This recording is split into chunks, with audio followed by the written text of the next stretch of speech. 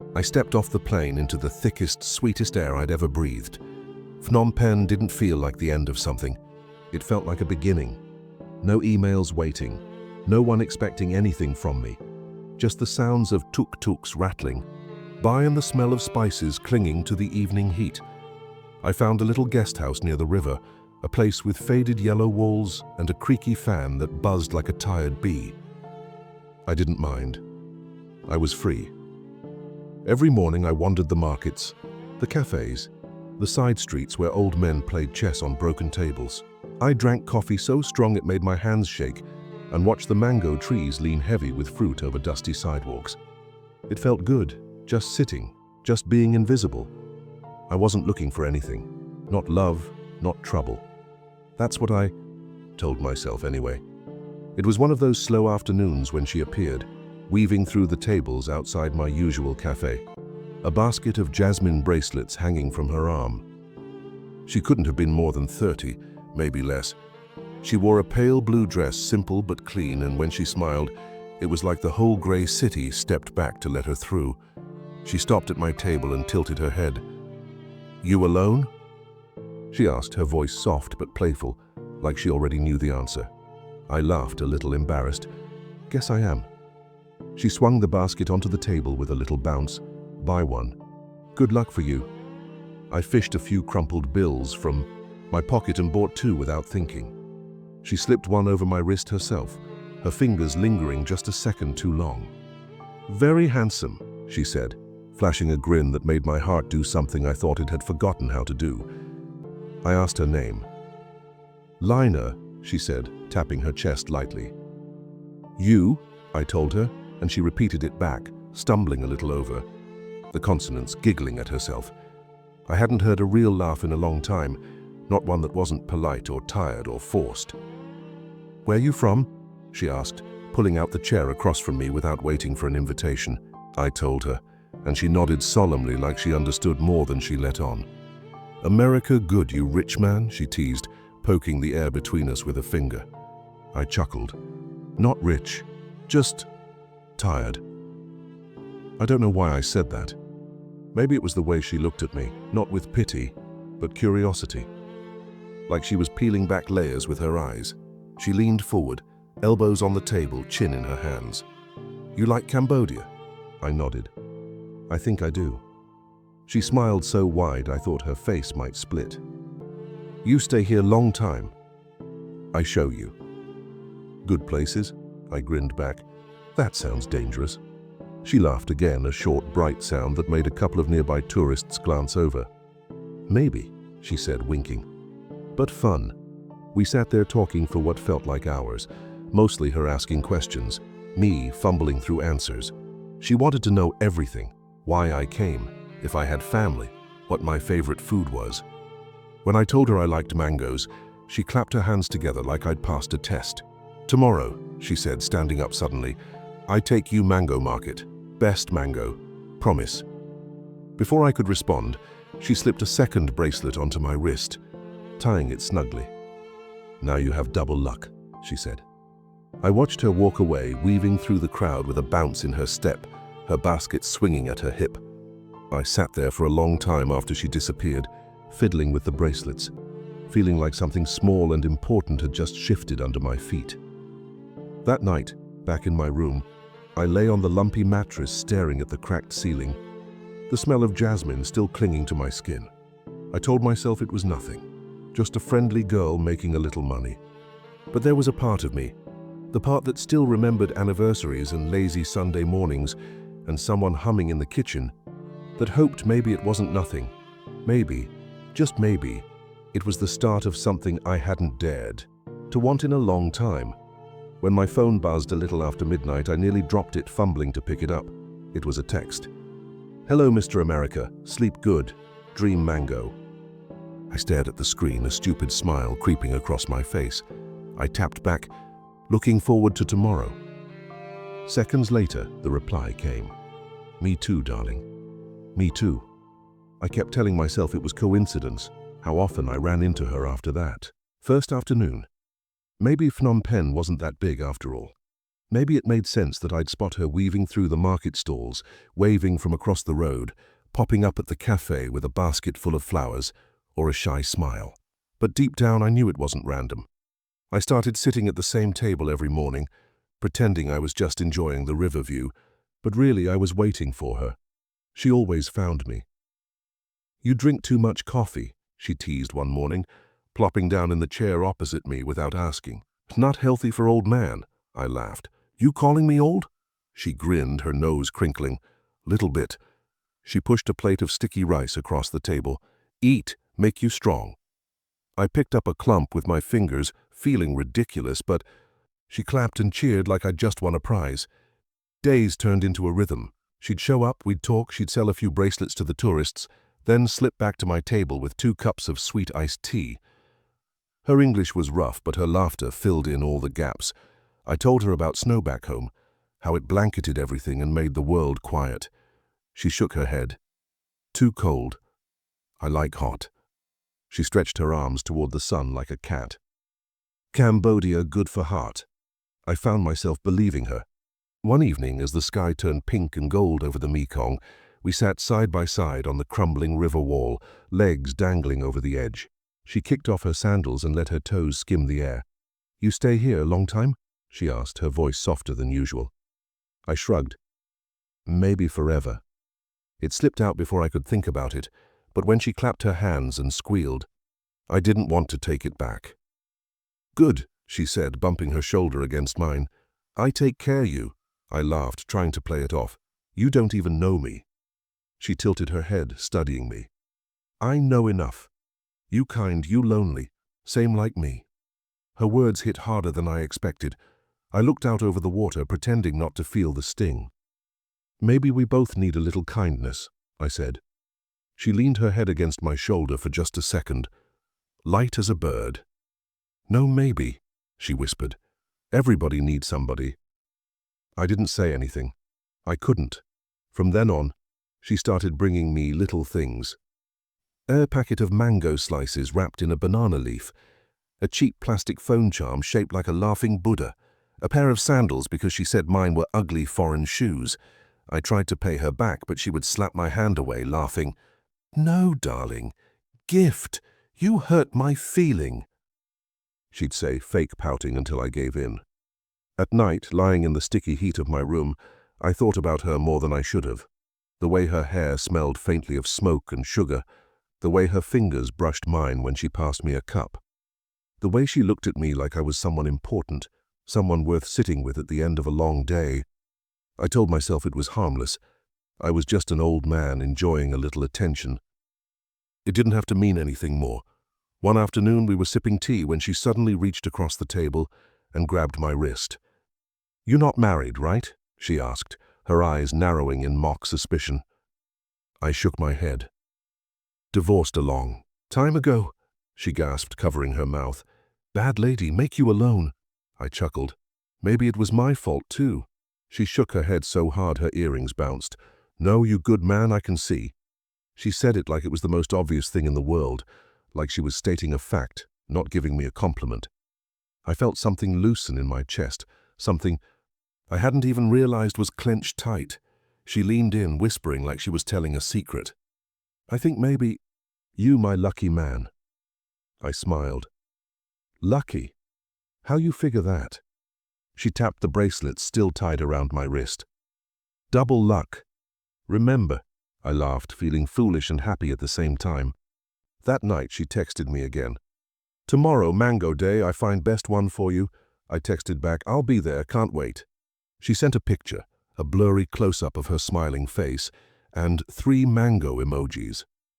I stared at the screen for a long time after, feeling something warm and dangerous blooming under my ribs. Maybe it was stupid. Maybe it was reckless. But sitting there in the buzzing dark, I decided I didn't care. For the first time in a long time, someone wanted me around. Someone made space for me in their day, their smile, their plans. I didn't think about what it cost. I didn't think about what it meant. I just thought about her laughter, ringing out over the water like a promise I wanted so badly to believe. It started small, like most things do. One afternoon, After we finished our tea, Lina tugged at my sleeve and said, "Come, I show you." I followed her down a narrow street behind the market, past rusted bicycles and squawking chickens, to a cramped apartment building leaning tiredly against itself. Her room was up 2 flights of broken stairs, a space barely bigger than a closet, with cracked walls and a single flickering bulb swinging from the ceiling. She sat cross-legged on the thin mattress in the corner and patted the space beside her. "You sit," she said, grinning. I lowered myself carefully, feeling the springs protest. She pulled out her phone, the screen spiderwebbed with cracks. "Old one, no good," she said, pouting. "Hard to talk you, hard to see you." She turned it sideways to show me how the messages blurred across the broken glass. I laughed. "Yeah, that's seen better days." She gave a dramatic sigh. "Maybe small help?" She didn't say it outright, didn't demand it, just left the words, dangling between us like a string tied to my heart. That night, lying in my room with the fan clicking above me, I thought about her sitting there, twisting the broken phone in her hands. What was a couple $100 really? I'd wasted more on dinners I didn't even finish back home. The next morning I found a shop tucked between 2 tailor stalls and picked out a basic smartphone. Nothing fancy, just something reliable. When I handed it to her later that afternoon, she squealed, threw her arms around my neck and kissed my cheek so fast and so hard that I stumbled backward. "You best man," she said, pressing the box against her chest like it was treasure. "Now I talk you all time, it felt good. Stupidly good. I told myself it wasn't a big deal. We weren't dating, not really. Just friends, companions, lonely people keeping each other warm against the world. I didn't think about how quickly the line between gift and obligation could blur. 2 weeks later, she showed up at the cafe riding a sputtering old scooter, coughing smoke like an angry dragon. She parked it with a grimace and flopped into the chair across from me. "Bad scooter," she said, frowning.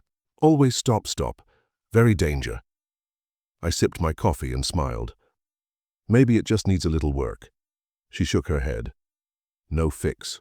Old." I scare fall. She looked at me, big brown eyes shining. "I know come fast if no scooter." She tapped the table with her fingers, a nervous little rhythm. "Maybe small help?" I hesitated and she saw it. Quick as lightning, her hand slid across the table to cover mine. "I not ask big thing," she whispered. "Just want see you easy. Make you happy." Her thumb traced slow circles against my skin. I swallowed hard. I told myself again what I always did, that it wasn't about the money, that it was about helping someone who made me laugh, who made me feel seen. About giving a little when I had so much. At a dusty dealership near the river, I handed over more cash than I'd intended and watched as they loaded a shiny red scooter onto the street. Lina clapped her hands and kissed the handlebars. "My new baby," she cried, laughing. "You best man in Cambodia." That night she rode circles around me outside my guest house, waving and calling my name, her laughter carrying into the warm dark.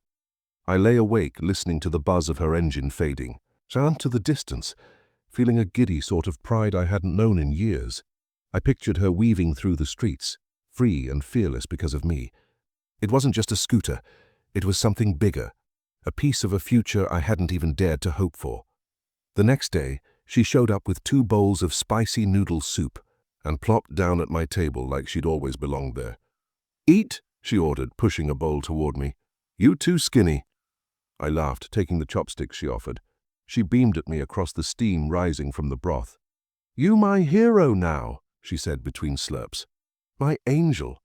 "Careful," I teased. "You're going to spoil me." She leaned in close, her voice dropping to a playful whisper. "Maybe I won't spoil you." She poked my arm. "Maybe you deserve, good woman." I didn't know what to say. The words tangled in my throat. Instead, I just smiled like an idiot and kept eating. Later, walking along the river, she linked her arm through mine and leaned her head on my shoulder. "You good man," she murmured. "Better than Cambodian man. They drink. They fight. You, gentle." I squeezed her hand gently. "Maybe you just haven't met the right Cambodian man yet." She pulled away to face me, serious for the first time. "No, I know, I see." Her fingers brushed my cheek. "You special." Something cracked inside me then, something old and rusted. I wanted to believe her so badly it hurt. I wanted to think maybe all the broken things in both of us could fit together, somehow. When she looked at me like that, like I was the only man in the world, it was easy to forget the doubts gnawing at the edges of my mind. Easy to forget the warning signs, the calculations, the quiet way she steered conversations toward things she needed. I told myself she deserved good things, better walls, brighter lights, safer rides. I told myself everyone needed a little help, sometimes. And if helping her made me feel a little less lonely, a little more alive, who was it really hurting? I didn't see it then. Or maybe I did. Maybe I just didn't want to. Moving in together felt easy, natural even. The old guest house started to feel too small, too temporary, like a hotel lobby I kept forgetting to leave. Lina found the new place, a little two-room apartment above a noodle shop, close enough to the river that the evening still smelled like salt and smoke. When we signed the lease, she bounced on her toes and squeezed my hand. "Our home now, darling," she said, her voice bubbling over with excitement. I told myself it was the right step, a sign we were building something real.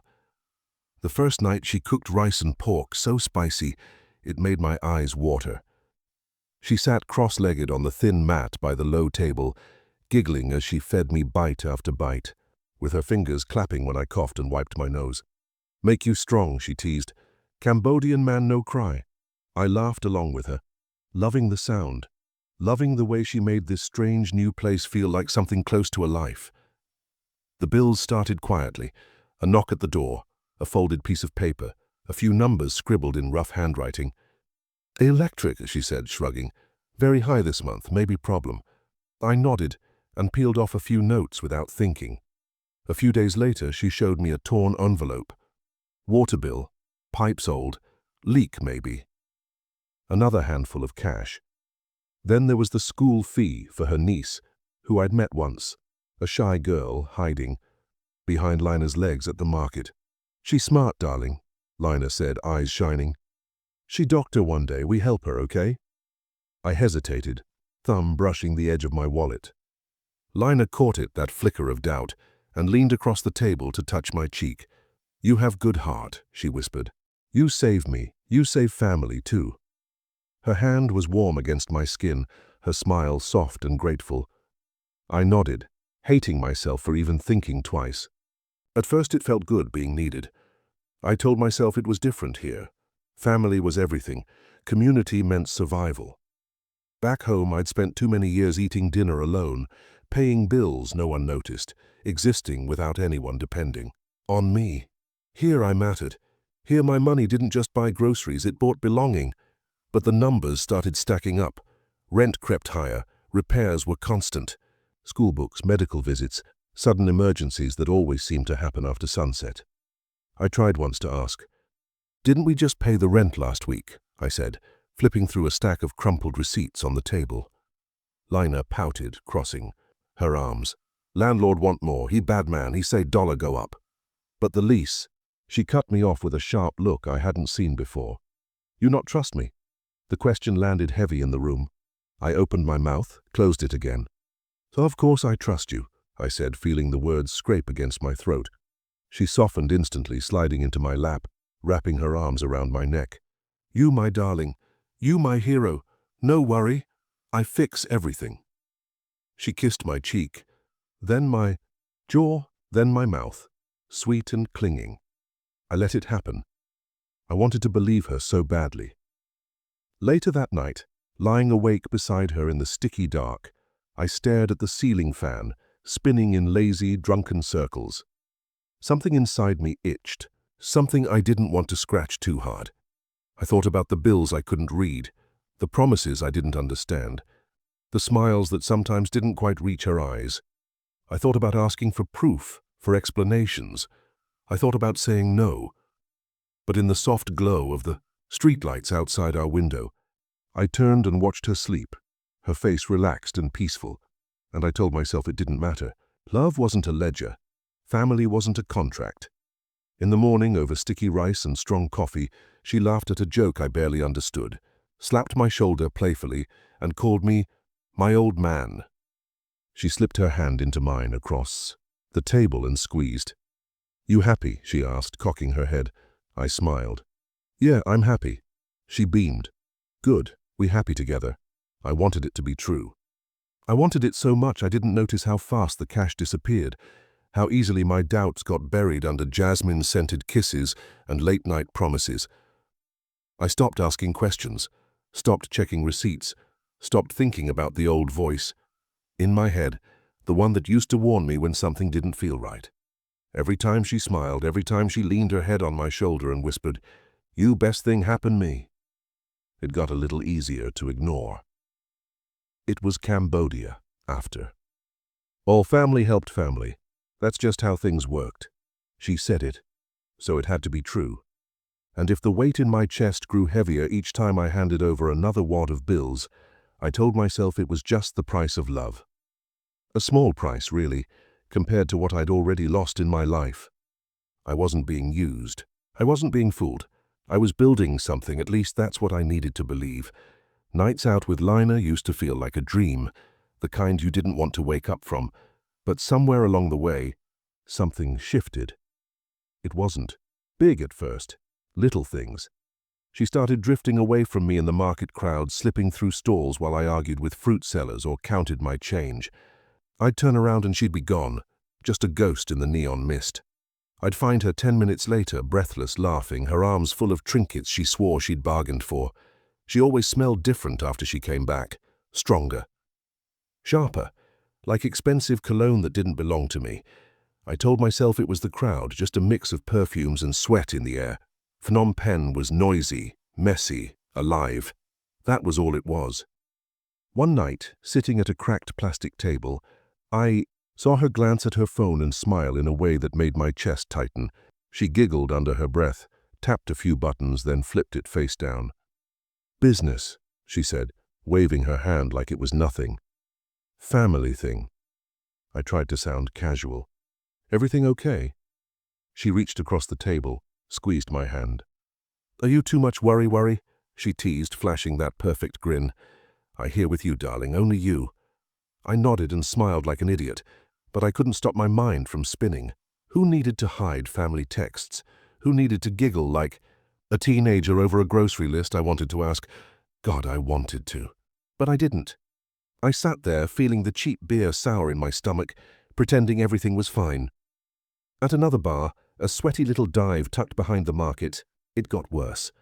We were sitting on rickety stools, watching a pool game play out, when I caught a man across the room looking at her. Not just looking, nodding like he knew her. She stiffened for a split second, just long enough for me to notice, then turned to me, bright and bubbly. She grabbed my arm, pulled herself close, against my side. "Only you, darling," she whispered against my ear, soft enough that the words melted into the noise of clinking glasses and bad karaoke. I wanted to believe her, needed to. I looked down at her small hand wrapped around my wrist and forced myself to smile. "Only me," I said, like I was agreeing to something bigger than I understood. She beamed, kissed my cheek quickly, and ordered another round. I watched the man leave without finishing his beer, watched the way he didn't look back at her, like he didn't need to. I drained my glass in 2 big gulps and told myself I was crazy, just another foreigner, just another coincidence.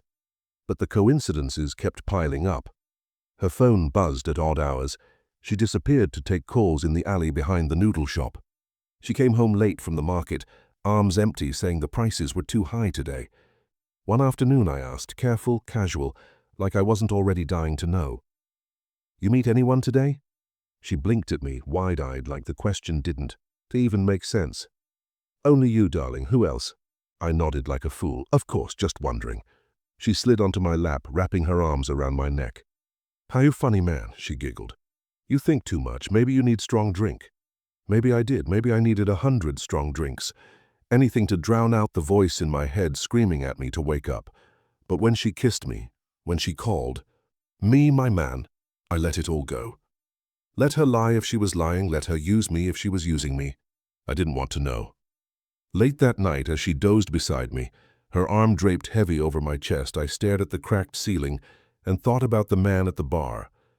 Thought about the cologne, Thought about the way her phone lit up against the wall in the dark, buzzing like it had secrets it didn't want me to hear. I thought about getting up, about grabbing the phone, scrolling through the messages, forcing the truth into the light. I even swung my legs over the side of the bed once, feet touching the cool tile, heart pounding. But I didn't move. I lay back down, pulled her a little closer, breathed in the smell of her hair, sweat, perfume, something new and sharp, and closed my eyes.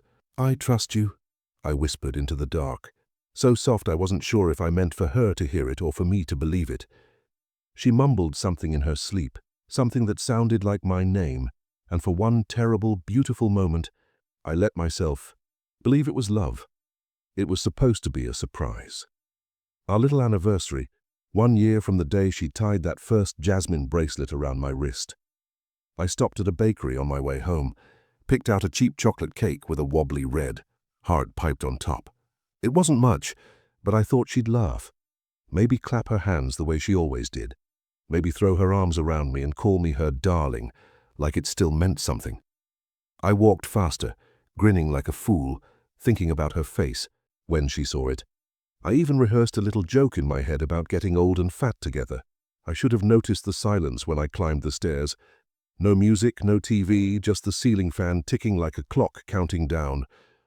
I pushed the door open with my elbow, cake balanced carefully in my hands. "Lina?" I called. Nothing. Just the smell of burnt incense and something sour underneath it. I set the cake down on the table, and that's when I saw it.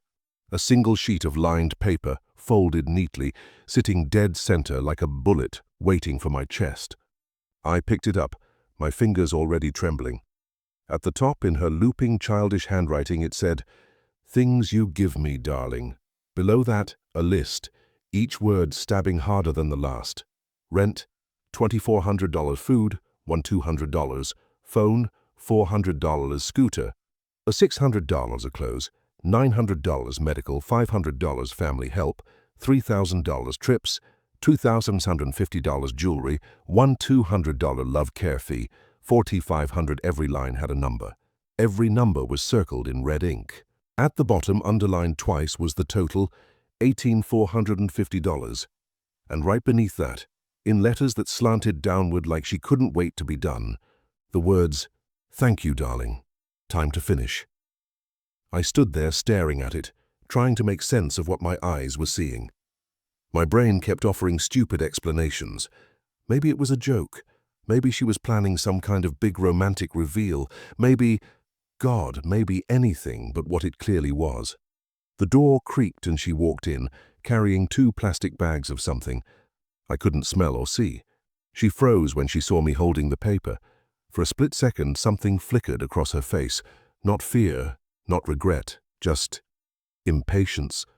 Like I was taking too long to get it. I held up the paper. "What is this, Lina?" She shrugged, kicking off her sandals. "It's time, darling. You pay, you go." I blinked. "What do you mean, go?" My voice sounded thin, stupid.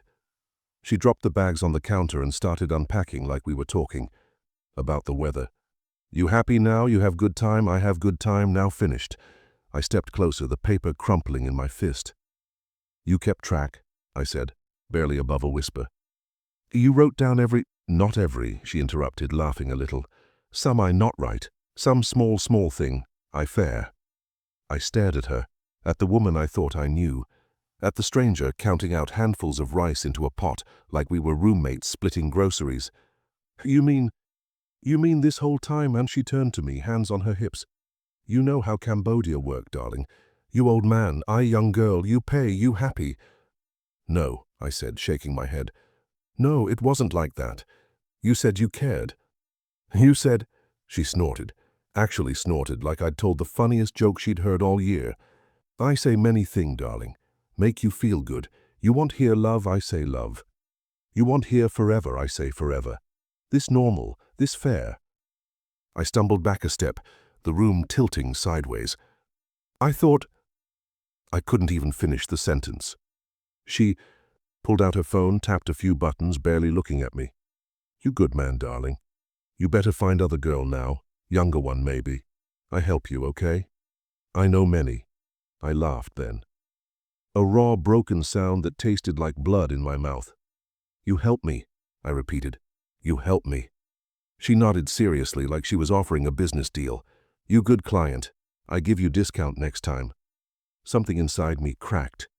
Not a clean break, a messy, splintering kind of crack that you couldn't set right again. I dropped the paper on the floor. The cake still sat on the table, melting slowly under the fan. I walked to the door, my legs heavy, my heart even heavier. She didn't stop me, didn't call out, didn't even look up. At the last second, I turned back. I opened my mouth. Thought. About all the things I could say. About love, about betrayal, about the stupid, aching hope I'd carried across an ocean. But nothing came out. There was nothing left to say. I stepped into the hallway and closed the door behind me. It didn't click shut like in the movies. It just swung quietly closed on its rusty hinges, soft and final. I stood there like an idiot, cake dripping down the side of the box, staining my hand in sticky chocolate. I could hear the fan ticking above me, the buzz of a scooter outside, the whole world moving on without caring that mine had just stopped. She walked in a few minutes later, swinging a plastic bag of groceries, smiling wide like nothing had happened. She didn't flinch when she saw the paper still crumpled on the table. Didn't blink at the cake slumped over like a dead thing. She just smiled, bright and easy, and said, "Now we square. You find new liner, I help you look." I opened my mouth to speak, but nothing came out. My throat worked like I was trying to swallow glass. She dropped the bag on the counter and started humming, pulling out packets of instant noodles like we were still playing house. I stood frozen, watching her move through the room like a tourist passing through a place she never intended to stay. She turned to me, cocked her head. "Why sad face, darling? You have good time, yes, you lucky man?" I shook my head slowly, words choking behind my teeth. I started, but my voice broke. She laughed, light and careless. "How think too much, you good man, you help me, I help you. Now we finish, easy." I dropped the cake onto the table with a thud. Frosting smeared across the paper list. It didn't matter. None of it mattered. She didn't even look at it. She wiped her hands on her dress and moved closer, close enough that I could smell the sweet perfume she always wore when she went out alone. "You want drink?" she asked. "We celebrate new life for you, maybe find new girlfriend. I know many nice girl, young, pretty." I stared at her, trying to find the woman I thought I loved, the woman who used to slip mango slices into my mouth and giggle when I made a mess. She wasn't there. Maybe she never had been. "I don't want another girl," I said, finally forcing the words out. She smiled wider, like she didn't hear me. "You say that now. But you lonely man, always need woman. Same old foreigner." I wanted to scream at her. I wanted to demand how she could sit there and pretend it meant nothing. I wanted to shake her until the truth fell out. But I didn't move. I didn't speak. I just stood there, feeling the heaviness of every stupid choice I made settle into my bones. She reached out and patted my chest, a light, almost pitying gesture. "You good heart, darling, but Cambodia hard place. You need hard heart." I pulled away from her touch, a slow, clumsy step backward. She shrugged like it didn't bother her, like none of it ever had. "You want me go now?" she asked, voice sweet like she was offering to do me a favor. I shook my head again, not because I wanted her to stay, but because I didn't even know what to want anymore. She grabbed a small backpack from under the table, the one she always kept packed without me realizing it, and swung it over her shoulder. She paused at the door, looking back at me one last time. "Thank you, darling," she said. "You good memory for me." I tried to say something, anything, but the words wouldn't come. She waited a beat longer, then shrugged again and walked out, the door creaking slightly before swinging shut behind her. Not a slam, not a bang, just a soft, tired close, like even the door was too exhausted to make a scene. I stood there long after she left, the room stretching wider and emptier around me with every second. The fan ticked. The cake melted. Somewhere downstairs, a radio crackled to life, blaring a song I didn't know. I stared at the list one more time, the numbers blurring together, meaningless now. Rent, food, clothes, love care fee. I picked it up, tore it once, then again. the pieces fluttering down like dead leaves. I didn't feel angry, I didn't feel sad, I didn't feel anything at all. I sat down at the table, rested my head in my hands, and listened to the sound of my own breathing, ragged and shallow. There was no fight, no apology, no last-minute confession of love. Just a smile, a shrug, and a door left open behind her. Maybe that was the real price of loving someone who never really loved you back. Not the money, not the lost time, but the silence they left behind, so heavy you couldn't even lift it. Spent days walking the edge of the Mekong, letting the heat soak into my skin until I couldn't tell if I was sweating or crying. The river moved slow and heavy, dragging bits of broken wood and plastic bags in lazy circles. Boys kicked soccer balls through puddles that smelled like diesel. Old women sat cross-legged under umbrellas, fanning themselves and calling out prices to tourists who didn't understand a word they said. Life pulsed on around me, loud and busy and completely uninterested in the little funeral I was holding inside my chest. I wandered past noodle stalls and souvenir shops and shrines dripping with marigolds. I sat on cracked stone benches and watched boats sputter past, trailing colorful flags that flapped weakly in the breeze. I stared at my own reflection in the water until it blurred into something unrecognizable. One afternoon, I stopped at the cafe where it all started, the little table where she first tied that jasmine bracelet around my wrist, the same rusted metal chairs, the same chipped cups of too strong coffee. The waitress, a different girl now, asked if I wanted my usual. I nodded without speaking. When she set the cup down, I stared at the swirling surface for a long time before picking it up. I half expected to see Lina walk in, basket swinging from her arm, laughing like none of it had happened. Instead, a young couple sat 2 tables over, their heads bent close together, giggling over something on a cracked phone screen. I caught the girl's eye for a second, and she smiled politely before turning back to her boyfriend. I looked away, the heat in my chest rising. Not anger, something worse. Emptiness. Later that evening, sitting by the river, a vendor approached, waving a basket of bracelets. "Lucky charm, sir?" he said, holding out a string of colorful beads. I shook my head. "No thanks."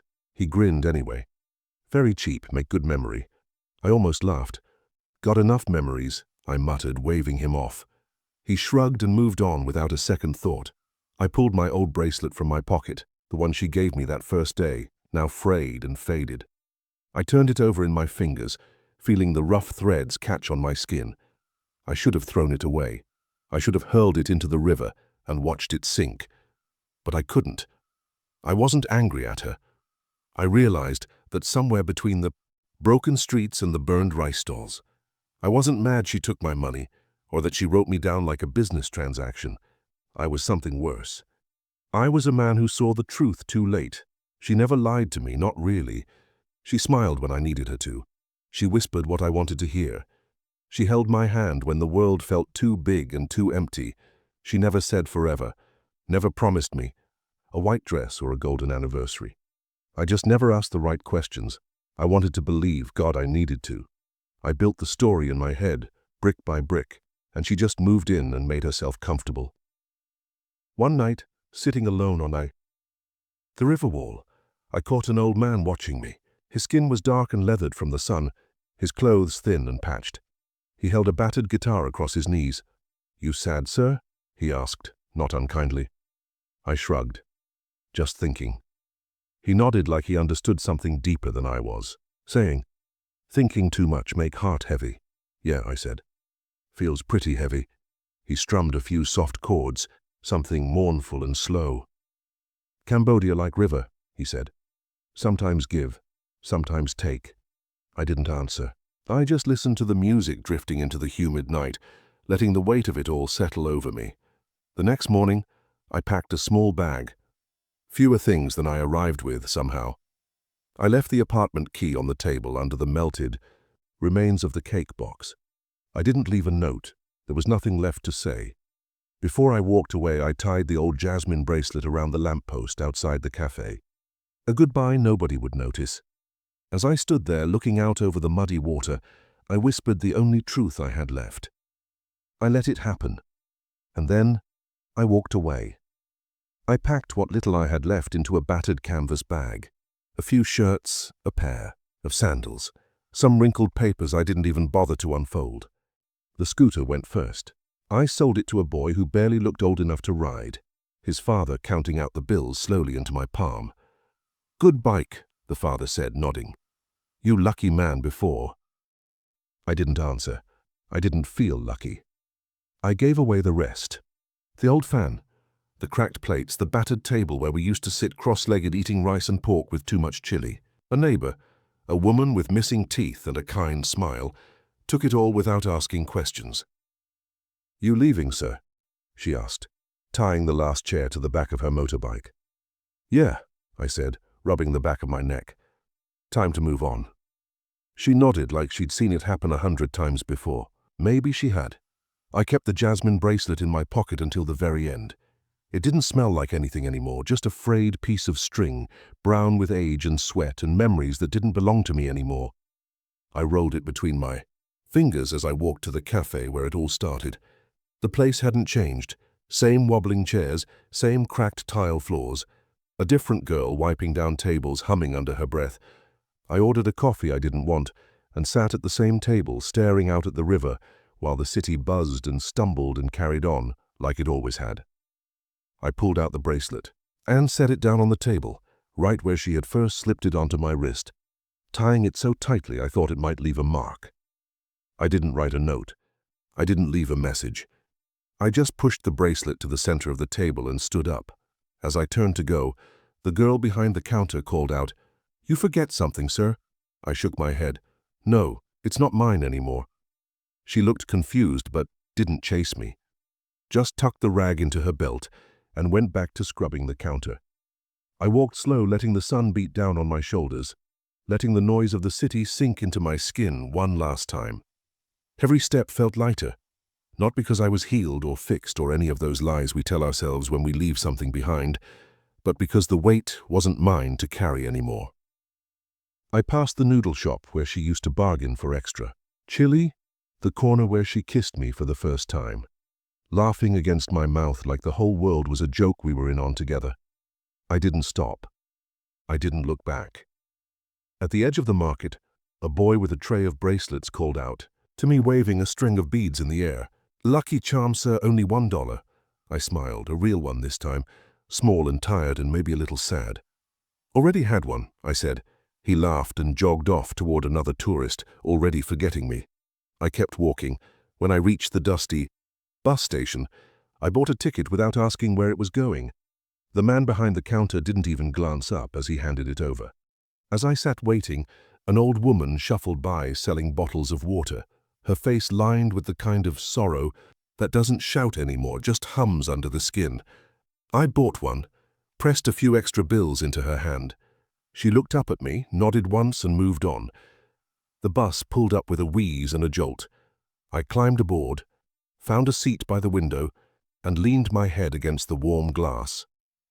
The city rolled by in a blur of colors and dust and life I no longer had a place in. I closed my eyes and let it all fall away. No note, no goodbye, just silence. The only thing she had ever given me for free. Now, sitting in a tiny rented room across the world, I think about her sometimes. Not often. Not with the kind of sharp pain that used to keep me up at night. Just small flashes. The way her laughter danced over the river. The way her fingers brushed mine when she thought no one was looking. I don't hate her. I don't even regret meeting her. I just understand now. In her world, love was survival. It wasn't romance or fairy tales or sunset walks by the water. It was food on the table. It was medicine for a sick aunt. It was rent paid on a crumbling apartment. Love was a transaction she learned to survive. And I brought hope with me like a suitcase I thought would never run out of space. One night, sitting at a corner stall with a bowl of soup cooling between my hands, an old man across the table said, "You look like someone who lost something." I smiled a little and said, "Maybe I did." He tapped his temple with one gnarled finger. "Memory only heavy if you carry it wrong." I nodded, not because I fully understood, but because it felt like something I needed to hear. Sometimes I wonder if she ever thinks of me, if she ever walks past that cafe and sees a man sitting alone and wonders if I found someone new, if I finally figured out how Cambodia works. But deep down, I know the answer doesn't matter. She moved on long before I did. Maybe she never stayed long enough to need moving on. One afternoon, a young backpacker at the next table struck up a conversation, said he was thinking about staying in Phnom Penh, asked if I had any advice. I thought about it for a long moment before answering. "Ask better questions," I said. He laughed, not understanding he will eventually. I carry the lesson quietly now, not as bitterness, not even as sadness, just as truth. Some places, some people teach you things you don't know you need to learn. You come thinking you're starting over, and you leave realizing you were. Just another stop along someone else's survival.